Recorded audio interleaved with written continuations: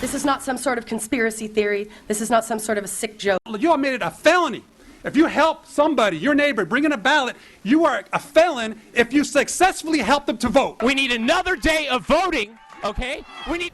Chaos at the Capitol. Protesters hauled out, voicing their outrage over Arizona's presidential preference election. They want a revote and a lot more. Our team coverage begins with ABC 15's Joe Martels. Joe, one witness saying all hell broke loose here.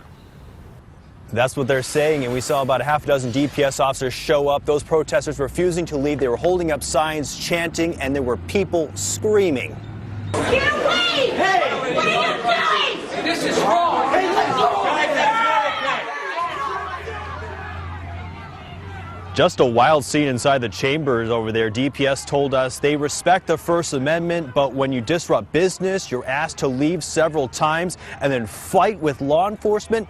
It's time to get the boot, and that's what several got today. Viewer video shows the chaos around 2 this afternoon in the House of Representatives gallery area. Protesters furious that public comment was cut down for a hearing, and only a third of the people who showed up to speak about Arizona's voting mess from last week were going to get their chance to give lawmakers a piece of their minds. Witnesses describe what they saw. And then kind of out of nowhere, Capitol Police kind of mobbed onto 2 people, and there were several police. It seemed to go on for quite some time. They were kind of over the 2 people, ended up literally kind of carrying them out. And we did see that one protester hauled off in handcuffs. He was wearing a mask at one point, and he'll be charged with trespassing. Back to you. Yeah, you can see why people are so angry there. Thanks so much, Joe. Let's check in with Melissa Blasius now, who was there for all of those heated hearings today about the voting chaos last week. Melissa? Yeah, that's right. One of the groups here was handing out these flyers, #RevoteAZ. There is an angry intensity that could be felt here all day at the Capitol. Protesters outside the Capitol, inside an uncomfortable admission from the state's top election official about what she knew about a drastic reduction in polling places in Maricopa County. The most truthful answer is I wish I had questioned that 60 were not enough. I did not do that. No. An angry crowd inside a special House Elections Committee hearing at one point turned their backs on the proceedings, demanding action and accountability now. To those officials that failed us, you must show us you have integrity. You must resign.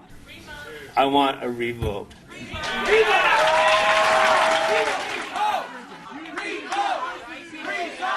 Lawmakers trying to let the crowd down gently that a revote of the presidential primary would be highly unlikely. Honest with you, I don't want to get somebody's hopes up that we can just snap our fingers and redo things. It does not work that way, but we will explore every possibility. As for the idea budget constraints led to poor election planning, there's also the factor of the money. And that has to enter into any decision we make about anything. But you have been operating with the same reimbursement rate. So to imply there's some kind of cut, you've never had 100% reimbursement. So there really technically hasn't been a cut. Voters saying they won't give up until there's real reform. Know that the days where we are silent are not over. Every vote counts. And a lot of people upset that they didn't get a chance to speak at today's hearing, but there are other ways to speak out, to sound off about what happened to you on Election Day. One of them is on the State Secretary of State's website. She has a place where you can tell your election story. Back to you. Yeah, I know she's going to be holding some public meetings about this, too. Those should get people pretty fired up, I'm sure. Thanks so much, Melissa.